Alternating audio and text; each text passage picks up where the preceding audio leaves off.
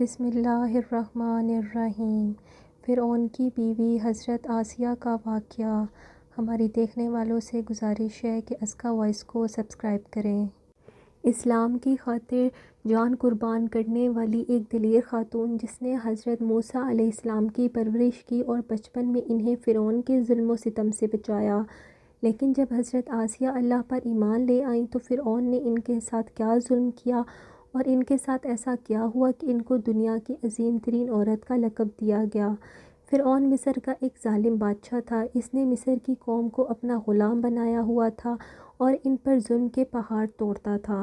فرعون ایک مغرور بادشاہ تھا اور خود کو نعوذ باللہ خدا کہلواتا تھا، لیکن کسی میں اتنی جرأت نہ تھی کہ فرعون کی مخالفت کر سکے۔ لہٰذا اللہ نے پھر فرعون کے خاتمے کا ارادہ کیا۔ بنی اسرائیل میں حضرت موسیٰ کی پیدائش ہوئی۔ جب حضرت موسیٰ علیہ السلام کی پیدائش ہوئی تو فرعون نے اپنے سپاہیوں کو حکم دیا کہ بنی اسرائیل میں جو لڑکا بھی پیدا ہو اسے قتل کر دیا جائے۔ لہٰذا اس آفت کے دور میں مجبوراً عیسیٰ علیہ السلام کی والدہ نے آپ کو صندوق میں رکھ کر صندوق کو مضبوطی سے بند کر دیا اور دریائے نیل میں ڈال دیا۔ دریائے نیل سے ایک نہر نکل کر فرعون کے محل کے نیچے سے گزرتی تھی۔ اللہ کی قدرت یہ ہوئی کہ یہ صندوق دریائے نیل سے بہتا ہوا اس نہر میں چلا گیا۔ اس وقت فرعون کی بیوی آسیہ نہر کے کنارے بیٹھ کر نہر کا نظارہ کر رہی تھی۔ آسیہ ایک خوبصورت اور نیک دل عورت تھی۔ وہ کسی بیماری سے شدت مرض میں مبتلا تھی۔ فرعون نے ان کا بہت علاج کروایا مگر وہ ناکام رہا۔ کہتے ہیں کہ نجومیوں نے اسے بتایا تھا کہ ہم پیشن گوئی کرتے ہیں کہ اس دریا سے ایک آدمی اگر اس کے منہ کی رال اس بیمار عورت کے جسم پر چلی جائے تو اسے شفا ہو جائے گی۔ چنانچہ جب بہتے صندوق پر حضرت آسیہ کی نظر پڑی تو انہوں نے حکم دیا کہ صندوق باہر نکالو۔ جب صندوق کو پانی سے نکالا گیا اور اسے کھولا گیا تو آسیہ کو یوں محسوس ہوا کہ بجلی سی چمکی ہے جس نے اس کے دل کو منور کر دیا ہے۔ اب اس بچے کا لہب دہن جیسے حضرت آسیہ کے ہاتھوں پر پڑا تو انہیں شفا ہو گئی۔ حضرت آسیہ بے اولاد تھیں، لہٰذا حضرت آسیہ کے دل میں اس بچے کی محبت جاگ اٹھی اور انہوں نے حضرت موسیٰ کو گود لے لیا۔ اس طرح اللہ کی قدرت سے حضرت موسیٰ علیہ السلام کی پرورش فرعون کے محل میں ہوئی جس نے آپ کے ہاتھوں سے قتل ہونا تھا۔ دراصل فرعون اس وقت کے بادشاہ کا لقب ہوا کرتا تھا۔ موسیٰ علیہ السلام کے زمانے میں دو فرعونوں کا ذکر آتا ہے، ایک وہ جس کے زمانے میں آپ پیدا ہوئے اور اس کے محل میں پرورش پائی، اور دوسرا وہ جس کے پاس آپ ایمان کی دعوت اور بنی اسرائیل کی آزادی کا مطالبہ لے کر گئے اور جو سمندر میں غرق ہو گیا۔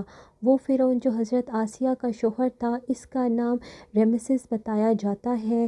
بی بی آسیہ ریحان بن ولید کی پوتی تھیں۔ ایان بن ولید وہی بادشاہ تھا جو یوسف علیہ السلام کے دور میں عزیز مصر تھا اور اس نے حضرت یوسف علیہ السلام پر ایمان بھی لایا تھا۔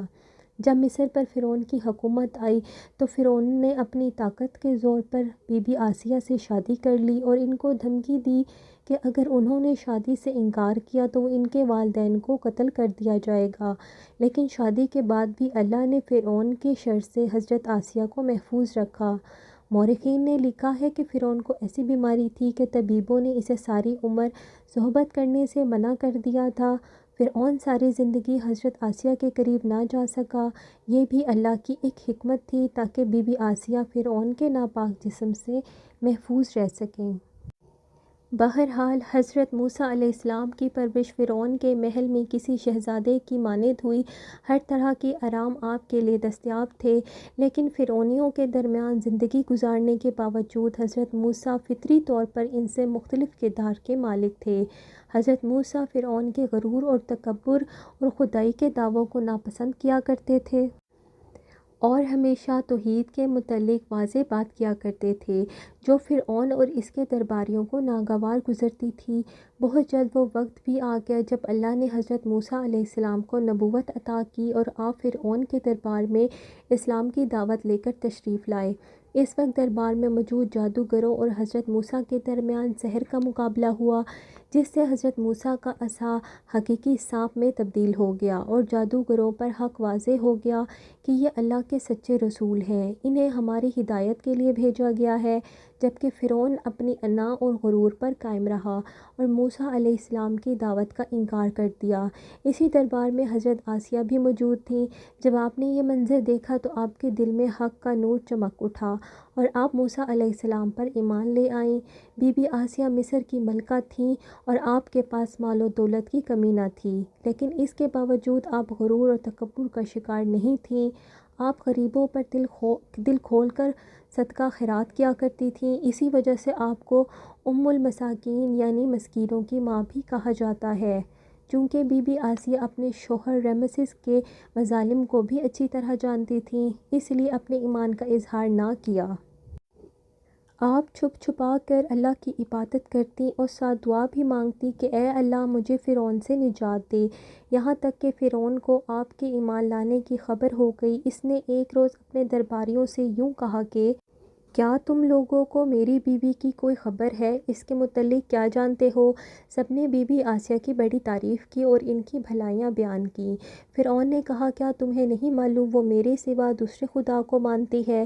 لہٰذا فرعون نے حضرت آسیہ کو اپنے دربار بلایا اور ان سے دریافت کیا کہ وہ کسے اپنا معبود مانتی ہیں۔ حضرت آسیہ نے دلیری سے جواب دیا کہ میں موسیٰ کے رب پر ایمان رکھتی ہوں جو میرا، تیرا اور ہم سب کا خدا ہے۔ فرعون اس بے باک جواب پر غضبناک ہو گیا اور پورے شہر میں یہ بات پھیل گئی کہ ملکہ آسیہ فرعونی طور طریقوں کو چھوڑ کر دین موسیٰ کو قبول کر لیا ہے۔ پہلے تو فرعون نے بی بی آسیہ کو سمجھا بجھا کر، ترغیب دلا کر، ڈرا دھمکا کر دین موسیٰ چھوڑنے کا کہا، لیکن جب اس نے حضرت آسیہ کو چٹان جیسے مضبوط ایمان کو دیکھا تو اس نے ظلم سے کام لینے کی ٹھان لی۔ فرعون نے اپنے غلاموں کو حکم دیا کہ بی بی آسیہ کو تپتے ہوئے ریگستان کی ریت پر لٹا دیا جائے، لہٰذا آپ کو شدید گرمی میں ریت کے تپتے میدان میں چھوڑ دیا گیا۔ فرعون اس جگہ کا دورہ کرتا رہا اور کہتا رہا کہ باز آ جا، اگر تو نے میری بات مان لی تو محل کی آرام اور آسائشیں سب تیری منتظر ہیں۔ مگر حضرت آسیہ پر اس کا کوئی اثر نہ ہوا، کیونکہ آپ کو جنت کے اس لافانی محلات پر ایمان تھا جو اللہ نے ان کو عطا کرنے کا وعدہ کیا تھا۔ جب فرعون نے حضرت آسیہ کی ثابت قدمی کو دیکھا تو اس نے آپ کو شہید کرنے کا فیصلہ کر لیا۔ اس نے اپنے سپاہیوں کو حکم دیا کہ بڑی سے بڑی چٹان کہیں سے اٹھا کر لاؤ اور حضرت آسیہ کو چت لٹاؤ اور چٹان ان پر گرا دو۔ لہٰذا جب یہ لوگ پتھر لائے اور حضرت آسیہ کو لٹایا گیا تو آپ نے آسمان کی طرف نگاہ اٹھائی تو پروردگار نے حجاب اٹھا لیے اور جو جنت میں ان کے لیے محل بنایا گیا تھا انہوں نے اسے اپنی آنکھوں سے دیکھ لیا۔ آخر کار اس پتھر کو آپ پر گرا دیا گیا اور آپ کی روح پرواز کر گئی۔ حضرت آسیہ کے فضائل احادیث مبارکہ میں کچھ ان الفاظ میں آتے ہیں کہ رسول اللہ صلی اللہ علیہ وسلم نے فرمایا کہ مردوں میں بہت سے درجہ کمال تک پہنچے، لیکن عورتوں میں سوائے فرعون کی بیوی آسیہ اور عیسیٰ علیہ السلام کی والدہ مریم بنت عمران کے اور کوئی عورت درجہ کمال تک نہیں پہنچی۔ اس طرح ایک اور روایت میں آیا ہے کہ آپ صلی اللہ علیہ وسلم نے فرمایا جنتی عورتوں میں سب سے افضل خدیجہ فاطمہ بنت محمد، فرعون کی بیوی آسیہ بنت مزاحم اور عیسیٰ علیہ السلام کی والدہ مریم بنت عمران ہیں۔ ایک اور روایت میں آتا ہے کہ بی بی آسیہ کا نکاح جنت میں حضرت محمد صلی اللہ علیہ وسلم سے ہوگا۔ روایت ہے کہ رسول صلی اللہ علیہ وسلم نے فرمایا جنت میں میرا نکاح مریم بنت عمران، موسیٰ کی بہن کلثوم اور فرعون کی بیوی آسیہ کے ساتھ ہوگا۔